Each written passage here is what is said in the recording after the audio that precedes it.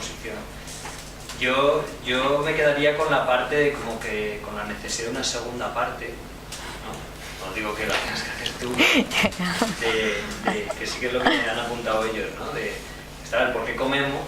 Yo ahora, como estoy metido en el mundillo ese de alimentarios, el por qué no comemos. Y también cuál es la función a veces de la comida y de la no comida desde el punto de vista psicopatológico, ¿no?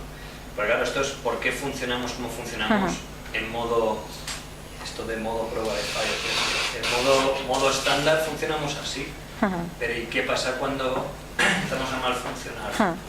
Yo creo que ahí, yo por lo menos pienso que lo que entra es lo que ha dicho Paco de la cultura. O sea, que decir, esto funciona como línea de funcionamiento básica, pero que cuando aparece un poco la represión de la cultura, de la sociedad, y se empiezan a ver movimientos pues que tienen que ver, como tú has dicho, con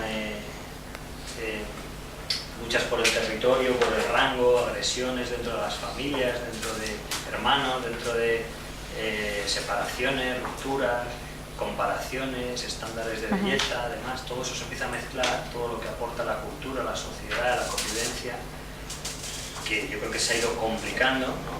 Evolutivamente se ha ido complicando, pues la comida, el comer o no comer, ya supone o una agresión o empieza a tener una función de huida, que tú también lo has apuntado, ¿no? Pero que yo creo que también la línea de explicaciones va un poco por ahí también.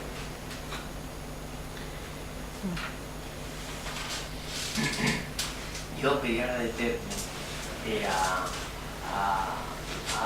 Paco otra vez, porque a través de ti hayamos tenido la oportunidad de que se nos haya acercado toda la sesión y sobre todo ese modelo de Antonio Damasio, que creo que era el doctor, que pues, dentro de la psicología evolucionista que me parece pues muy interesante, ¿no? Parece como un pequeño tesoro a la hora de un modelo de referencia para integrar muchas cosas, ¿no? Desde muchas corrientes, incluso para entender a los pacientes ese modelo, ese árbol que une los sentimientos con los instintos, la alimentación y con el sistema inmunológico. Pues bueno, decir que hay un modelo que a nivel incluso psicopatológico que sí que hay una relación en ese modelo entre los sentimientos que pueden despertar una relación con algo o con alguien y que se active pues un síntoma en uno de esos programas y que a la vez esté conectado con el sistema inmunológico, que luego me parece algo que voy a agradecer a los que nos habéis aceptado este modelo. Claro, es un modelo, ¿no? Pero a mí la verdad es que me parece que se adapta bastante bien. Incluso podría servir para tomar decisiones, por ejemplo en urgencias. Por lo que ha comentado Ginés, si podemos considerar la cultura como la causa, ¿no? Por ejemplo, aspectos culturales que tienen que ver con la etiología de la anorexia nerviosa. Pero sin pretender responder a nada, sino más bien preguntarnos en voz alta, ¿y si hay seres humanos que son asociales? ¿Vale? Es decir, ¿y si hay seres humanos que tienen programas de vagabundeo, como el que comentaba Paco? Todos hemos estado en urgencias y hemos tenido delante a un psicótico crónico residual que funciona. Más básico. Come, no es violento, es asexuado y huye. Y hemos dicho, alta, ¿no? ¿Por qué no lo hemos ingresado? Se le podría haber ingresado. A veces se les pincha un modecate, porque es barato, o ni eso, ¿no?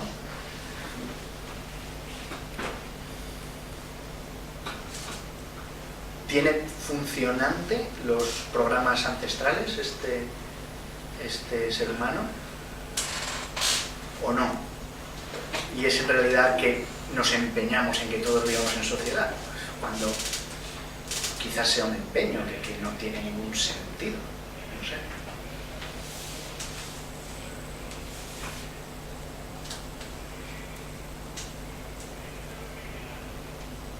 Claro, sí que hablaría, como se ha dicho en otras ocasiones y en otros modelos, de que, claro, los individuos más evolucionados llegarían hasta la parte más arriba del árbol y, claro, y los menos evolucionados pues se quedarían en la parte más básica. Es decir, que estaremos hablando de un ser primitivo. Y esa parte que falla, ¿qué es? ¿La parte emocional, la parte cognitiva? ¿Dónde está? De ese árbol estamos hablando del tronco, es el sistema inmune, ¿no? Y de repente serán los endocrinos los que hagan progresar al ser humano haciéndonos adelgazar, no sé. ¿Sabemos en qué rama se te ocurre, en qué altura está la diferencia? No. Será la raíz que no sale ahí. Yo estaba pensando un poco en eso, ¿no? Sí que es la raíz sí que está, que es lo inmune, y de hecho este modelo me parece muy interesante, pero no solo para nosotros que nos dedicamos a la salud mental, sino para la medicina en general, porque esto sí que explicaría, ¿no? Esta sensación o esta hipótesis de que las emociones, los disgustos, cómo te va en la vida, afectan enfermedades como puedan ser la artritis reumatoide, el lupus, que está en juego el sistema inmune, que está ahí, ¿no? Que cómo se responde o no se responde a las quimioterapias que ponen en juego el sistema inmune y todas estas cosas en función de la actitud emocional que uno se enfrenta a estas situaciones o no, ¿no? Que hay cosas que parece que son hipótesis pseudo-fantásticas y que desde este punto de vista, bueno, esto de las flechas bidireccionales está bastante interesante, ¿no? Y en ese sentido, por el comentario que decía antes el doctor Aro, ¿no? Pues yo le diría que posiblemente un sesgo evolutivo cultural actual es considerar que la última rama sea el pensamiento, porque yo creo que la última rama son los sentimientos y las emociones, que es lo que estaba ahí puesto, ¿no? Y que es lo que yo personalmente... Él sí que la da como la última rama. ¿Perdón?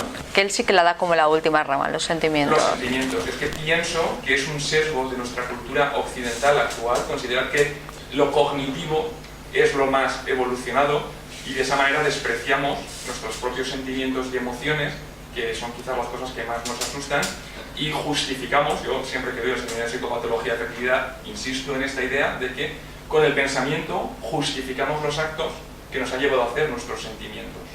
Y no es al revés.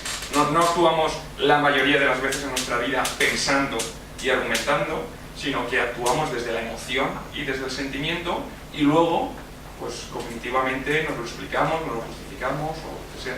Entonces me parece muy interesante que se acabara en el sentimiento, ¿no? Porque ese es el motor de nuestros actos, ¿no? ¿Y dónde ponemos entonces el pensamiento y la consciencia? Bueno, el pensamiento nos hace esto, que estemos pudiendo hablar de esto, pensarlo, debatirlo, pero a la hora individual de actuar, actuamos con los sentimientos y luego pensamos sobre ello. Esa es nuestra capacidad, poder pensar sobre ello, pero no es nuestra manera de actuar como seres, ¿no?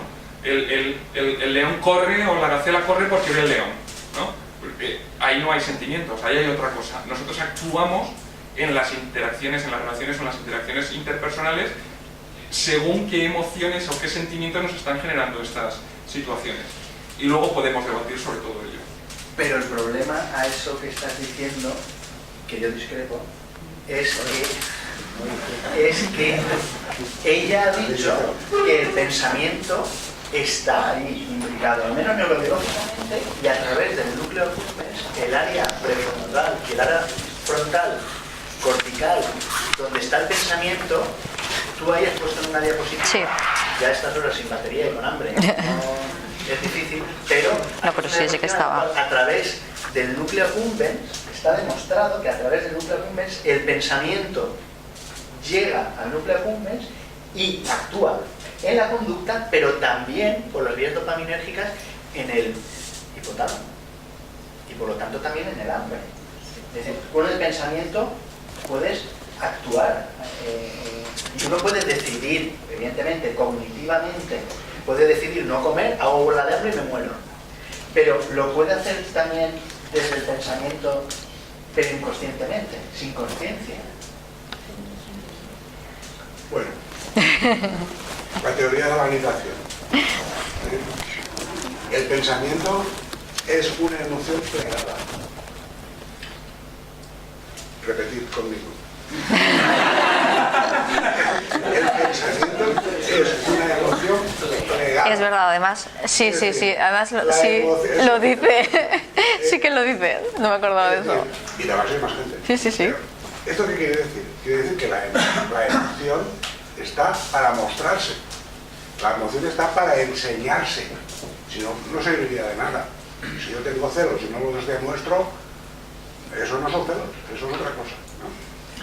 Es decir, que hay las emociones están para afuera, para dominar el cotarro, y el pensamiento está para adentro, es decir, para ocultar el cotarro.